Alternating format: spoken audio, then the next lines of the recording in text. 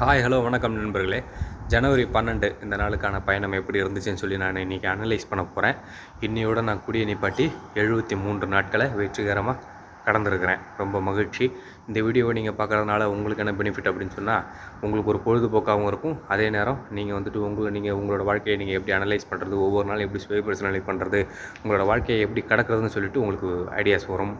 நீங்கள் அனலைஸ் பண்ணீங்க, ஒரு நாளையும் சுய ஆய்வு செஞ்சீங்க அப்படின்னு சொன்னால் உங்களை அடுத்தடுத்த நாட்கள் ரொம்ப அழகாக இருக்கும். நீங்கள் வந்துட்டு கொஞ்சம் நிம்மதியாக ஃபீல் பண்ணுவீங்க. ஓகே நண்பர்களே, இந்த நாள் கடவுளுக்கு பொதுவாக நான் இப்போ வந்துட்டு அனலைஸ் பண்ண போகிறேன். நான் இந்த நாளை வந்துட்டு என் மனசாட்சிப்படி திருப்திகரமாகவும் நேர்மையாகவும் வாழ்ந்தனா இல்லையா அப்படின்னு சொல்லி நம்ம பார்க்க போகிறோம். ஓகே நண்பர்களே, இன்றைக்கி எப்பவும் போல் வழக்கம் போல் வேலைக்கு கிளம்பி 1 மணிக்கு வேலைக்கு போனேன். ஷார்ப்பாக எப்பவும் போல் டைமிங்க்கு வேலைக்கு போனேன்.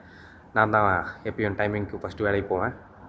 1 மணிக்கு வேலைக்கு போகிற பேட்சில் நான் சொல்கிறேன். என் கூட இன்னும் 2 பேர் வருவாங்க. அவங்க கொஞ்சம் 3 நிமிஷம் 4 நிமிஷம் 5 நிமிஷம் முன்ன பின்ன தான் வருவாங்க. ஆனால் நான் எப்போயுமே ஷார்ப்பாக 1 மணினா 1 மணிக்கு நான் உள்ளே போயிடுவேன். வேலையில் நேரத்தில் நான் இன்றைக்கி கரெக்டாக இருந்திருக்கிறேன். வேலைக்கு போய் நான் என்னோடய வேலை இல்லாமல் நான் எக்ஸ்ட்ராவாக வேலை செஞ்சுருக்கிறேன். என்னோடய ஓனர் இல்லாத நேரத்துலையும், நல்லா ஞாபகத்தில் வச்சுக்கோங்க, ஓனர் இல்லாத நேரத்துலையும் நான் ஓனருக்கு நேர்மையாக வேலை செஞ்சுருக்கிறேன். என் மனசாட்சிப்படி நான் வேலை செஞ்சுருக்கிறேன். திருப்தியோடு வேலை செஞ்சுருக்கிறேன். நிம்மதியாக வேலை செஞ்சுருக்கிறேன். ஹார்ட் ஒர்க் பண்ணியிருக்கிறேன். ரொம்ப கஷ்டப்பட்டு நான் வேலை செஞ்சுருக்கிறேன். என்னால் முடிஞ்ச எல்லா எஃபோர்ட்டையும் நான் போட்டிருக்கிறேன் இன்றைக்கி. அவ்வளவுதான். இந்த நாளில் வந்துட்டு நான் வாங்கக்கூடிய சம்பளம் கம்மியாக இருந்தாலும் நான் வாங்கக்கூடிய சம்பளத்துக்கு நான் இந்த நாள் திரும்ப போய் இங்கங்கே மிஸ்டேக் ஆச்சு, நான் அதை திரும்ப சீர் பண்ணுறேன். இந்த இடத்துல மிஸ்டேக் ஆச்சு, நான் அதை வந்துட்டு மாற்றிக்கணும்னு நினைக்கிறேன்னு சொல்லி திரும்ப நான் அப்படி நினைக்கல. அந்த அளவுக்கு நான் வந்துட்டு திருப்திகரமாக வேலை செஞ்சேன். இன்றைக்கி வேலையில் ஒரு சின்ன மிஸ்டேக். மைதா வந்துட்டு ஐஸ், அதை எடுத்து அடித்தா மண்டை உடஞ்சி போயிடும். அந்த அளவுக்கு வந்துட்டு கருங்கல் மாதிரி ஐஸ். ஏன்னா இன்றைக்கி தான் மைதா வந்துச்சு. நேற்று வரக்கூடிய மைதா கம்பெனிக்காரங்க நேற்றுக்கு வரல. அதனால் இன்றைக்கி வந்த மைதா அதை நான் கவனிக்காமல் நான் ரொட்டி மாஸ்டராக போனப்போ ஏற்கனவே 100 மைதா பந்து இருந்துச்சு டிப்பும். நான் அதை அப்படியே வச்சு போட்டுட்டேன். எப்போவும் இருக்கிறது 100 125 அப்படி தான் வரும் ஆர்டரு. இன்றைக்கின்னு பார்த்தா அதிகமாக வந்துருச்சு. நான் அந்த மைதாவை போய் எடுத்துகிட்டு வந்துட்டேன். பார்த்தா ஐஸு. ஆஹா, என்னடா, அதுவும் இந்த கம்பெனிக்காரங்க வந்துட்டு ரொம்ப அது மைதா லூஸ் ஆகிறது கொஞ்சம் டைம் ஆகும். என்னடா பண்ணுறதுன்னு சொல்லி அதை நான் எவ்வளவோ எப்படிலாம் அடுப்பு கீழெல்லாம் வச்சு என்னென்னமோ பண்ணி பார்த்தா அது உருக மாட்டேன்னுச்சு. அப்புறம் கரண்டியால் கேட்க விடுற மாதிரி விடுறதுக்கே கஷ்டமாக இருந்துச்சு. ரொம்ப கஷ்டப்பட்டு அதை வெட்டி நல்லா அமுக்கி அடுப்பு பக்கமாக வச்சுட்டேன்.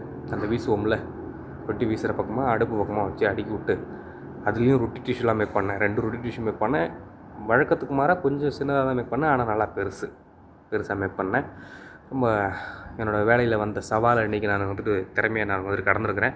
இதில் முக்கியமான ஒரு விஷயம் என்ன நான் கவனிக்க வேண்டியதுன்னா, நான் அப்படி பண்ணுறத முதலாளி பார்த்தும் என்னோடய முதலாளியே என்னை கேட்கல. என்னப்பா இப்படி பண்ணுற, மைதா ஐஸாக இருக்கா, எப்படி இருக்குன்னு நீ கவனிக்க மாட்டியா அப்படி சொல்லி என்னை எதுவுமே கேட்கல அவர்.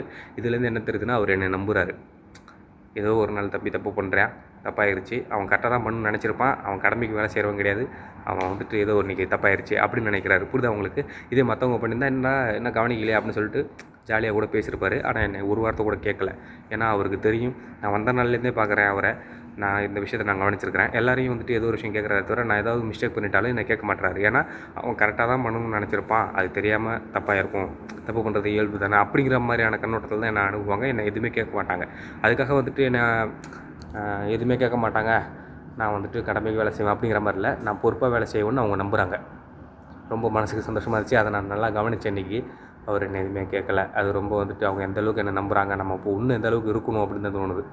மற்றவங்க கூட போட்டி போட்டுக்கிட்டு ஓனர் இருக்கும்போது ஒன்று, ஓனர் இல்லாத போது ஒன்று அப்படிலாம் அவங்களுக்கு நல்லா தெரியும். ஏன்னா எங்களோட ஓனர் 2 பேருமே வந்துட்டு ரொம்ப டேலண்டானவங்க. அதில் இன்றைக்கி வந்த ஓனர் ரொம்ப டேலண்டானவர். அவர் எனக்கு ரொம்ப பிடிக்கும். அவர் மாதிரி இருக்கணும்னு நான் நிறைய டைம் ஆசைப்படுவேன். அவர் மாதிரி யோசிக்கணும்னு சொல்லி, அவர் மாதிரி எல்லாரையும் அணுகணும்னு சொல்லி யோசிப்பேன். அவர் பேசுகிறதே பார்த்திங்கன்னா ரொம்ப நிதானம். அவர் மலாய் எல்லாருமே பேசுவாங்க, அது வேறு மாதிரி இருக்கும். அவர் குரூப்பில் வாய்ஸ் மெசேஜ் அனுப்புனார் அப்படின்னா அந்த வார்த்தைகள் அப்படியே தெளிவாக இருக்கும். இந்த நிதானமாக தெளிவாக பேசுவார் அவர். அது எனக்கு ரொம்ப பிடிக்கும். நான் நிறைய டைம் அது போல் பேசணுன்னு நான் ட்ரை பண்ணியிருக்கிறேன் அவர்கிட்ட மட்டும். மற்றவங்களுக்குலாம் டென்ஷன் ஆகும்போது ஆட்டோமேட்டிக் நம்ம என்னோடய சொந்த மாவட்டத்தில் உள்ளவங்க இயல்பாகவே ஸ்பீடாக பேசுவாங்க. அது வந்துட்டு எப்படி நான் ஏன் இப்படி எங்கள் சொந்த மாவட்டத்தில் உள்ளவங்க குறிப்பிட்டு சொல்கிறேன்னா, திருப்பூரில் இருக்கும்போது அங்கே எல்லாம் நான் ஸ்பீடாக பேசுகிறாங்கன்னு சொல்கிறாங்கன்னு சொல்லி எங்கள் மாமா ஒருத்தர்கிட்ட சொன்னேன், மணின்னு சொல்லி. அவருக்கு சொன்னார், நம்ம ஊருக்காரங்க எல்லாருமே ஸ்பீடாக தான்டா பேசுவோம் அப்படின்னாரு. அதாவது கொஞ்சம் வேகமாக அது போல். ஆனால் இவர்கிட்ட இப்போ அது மாதிரி நான் அணுகும்போது நான் அவர்கிட்ட மட்டும் வாய்ஸ் மெசேஜ் அனுப்பும்போது அது மாதிரி பேசணும்னு முயற்சி பண்ணுவேன். நான் நிறைய டைம் மாற்றிக்க முயற்சி பண்ணிருக்கிறேன். ஆனால் யூடியூப் சேனல்லாம் மெதுவாக பேசணும்னா நீங்கள் ஸ்கிப் பண்ணிட்டு போயிடுவீங்களே, அதனால் நம்மளோட இயல்பை வெளிப்படுத்த வேண்டியதான். ஓகே, மற்ற நேரத்தில் முக்கியமான விஷயங்கள் மற்றவங்கள்ட்ட பேசும்போது அப்போல்லாம் நம்ம வந்துட்டு நிதானமாக பேச முயற்சி பண்ணணும்னு நான் இப்போ வந்துட்டு முடிவு பண்ணுறேன். ஓகே, இனிமேல் ட்ரை பண்ணுறேன். அவர் வந்துட்டு என்னை அதுதாங்க ரொம்ப சந்தோஷமான ஒரு நாள். அடுத்தது நாளைக்கு போகி பொங்கல், நாளான்னைக்கு பொங்கல், தை 1. இதெல்லாம் நினச்சி சந்தோஷப்படுறதா, இல்லை நம்ம வெளிநாட்டில் இருக்கிறவனை ஃபீல் பண்ணுறதா, இல்லை நம்ம வீட்டில் ஒரு ஆல்கஹாலிக், ஒரு குடிப்பழக்கமுடைய ஒரு நபர் இருக்கிறாரு எங்கள் அப்பா. அவர் இந்த பொங்கலில் 4 நாள் லீவில் அவர் குடிச்சிட்டு என்னென்ன சேட்டை செய்வார்னு சொல்லி ஃபீல் பண்ணுறதா, இதில் நான் எதை மனசில் வச்சு கிடக்கிறது இந்த 4 நாளை. அதுதான் வந்துட்டு அதான் இவ்வளோ நேரம் 50 நிமிஷத்துக்கு மேலே எங்கள் வீட்டில் நான் பேசியிருக்கிறேன் எங்கள் அம்மாட்ட.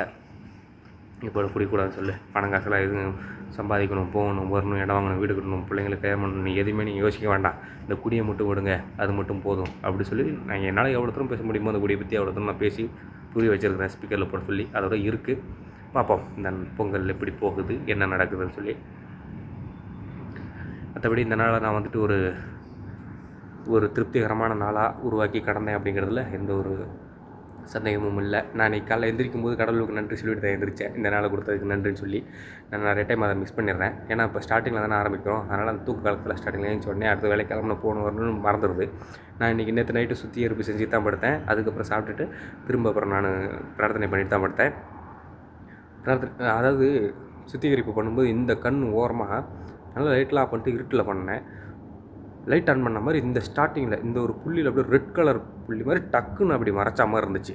அப்படியே டக்குன்னு முடிச்சிட்டேன். லைட்லாம் ஆஃபில் தான் இருக்குது, இருட்டாக தான் இருக்குது. ஆனால் நெஞ்செல்லாம் அப்படியே படபடன்னு இருக்குது. அதுக்கு முன்னாடி எனக்கு காதை வந்துட்டு யாராவது தொடுற மாதிரி இது போலலாம் இருந்துகிட்டு இருந்தது. இதெல்லாம் வந்துட்டு ஏதோ தவறான சோர்ஸ் அந்த இடத்துல இருக்குதா, அந்த ரூமில் கெட்டது இருக்குதா, இல்லை நமக்கு வந்துட்டு எதுவும் நம்மளோட மனசு வந்துட்டு பிரம்மையா என்னன்னு தெரியல. இன்றைக்கி நான் பண்ணுறதுக்கு பயமாக இருக்குது. இன்றைக்கி காலையில் நான் தியானம் பண்ணேன், அப்போல்லாம் எதுவும் தெரியல. ஒரு 7-8 நிமிஷம் தான் பண்ணேன், வேலைக்கு நேரமாச்சுன்னு உடனே கிளம்பி போயிட்டேன். அப்புறம் இன்றைக்கி நான் பண்ணுறதுக்கு கொஞ்சம் பயமாக தான் இருக்குது. கடவுள் மேலே பாரத்தை போட்டு இன்றைக்கி பண்ணுவோம் என்ன நடக்குதுன்னு. ஓகே, நான் இன்றைக்கி தியானம் பண்ணேன், நேற்று சுத்திகரிப்பு பண்ணேன், பிரார்த்தனை பண்ணேன். மனசு கொஞ்சம் வந்துட்டு ஓரளவுக்கு அது வந்துட்டு இதெல்லாம் பண்ணணுமேனு சொல்லி சந்தோஷமாக இருக்குது. அந்த பண்ணணுங்கிற பலன் முதல்ல எனக்கு தெரியாது, என்னை சுற்றி இருக்கிறவங்களுக்கு தான் தெரியும். அப்படி தெரியும் பட்சத்தில் நான் அதையும் பதிவு பண்ணுறேன். ஓகே, ஹார்ட்ஃபுல்னஸ் தியானம்னு சொல்லி நீங்கள் யூடியூப்பில் சர்ச் பண்ணிங்கன்னா வரும். நானும் அப்படி தான் நான் வந்துட்டு பழகி இது வரைக்கும் நான் பழகிட்டேன். அதனால் நான் வந்துட்டு அதெல்லாம் இல்லாமலே, அந்த ஆடியோலாம் இல்லாமலே நல்லா பண்ண முடியும். ஓகே, இப்போ 6 வருஷமாக ஆனால் தொடர்ச்சியாக பண்ணதில்லை. கொஞ்ச நாள் பண்ணுறது விடுறது அது போல் பண்ணிகிட்டு இருந்தேன். லாக்டவுனில் நிறைய டைம் பண்ணேன். அதுக்குண்டான பெனிஃபிட்டை நான் அனுபவித்தேன். அப்புறம் நான் விட்டுட்டேன். எல்லாம் இந்த குடி தான் காரணம். இப்போ இந்த குடியை விட்டு 73 நாள் ஆகுது. ரொம்ப சந்தோஷம். ஓகே நண்பர்களே, இந்த நாளோட முடிவுக்கு வந்தாச்சு. இந்த நாளில் யார் மனதையும் புண்படுத்தலை. நான் உடல் ரீதியாகவோ மன ரீதியாகவோ யாரையும் நான் காயப்படுத்தலை. என்னை காயப்படுத்தினவங்களையும் நான் மன்னிக்கிறேன். ஓகே, இந்த நாள் முடிஞ்சிச்சு. இனி அடுத்து வர நாட்களை பற்றி நம்ம யோசிப்போம். இந்த நாள் முடிஞ்சது தான். கடவுளுக்கு நன்றி இந்த நாளை கொடுத்ததுக்கு. நான் இந்த நாள் தொடர்ந்து குடி இல்லாமல் 73 நாள் நான் கடந்திருக்கிறேன். ரொம்ப சந்தோஷம், மகிழ்ச்சி. ஓகே,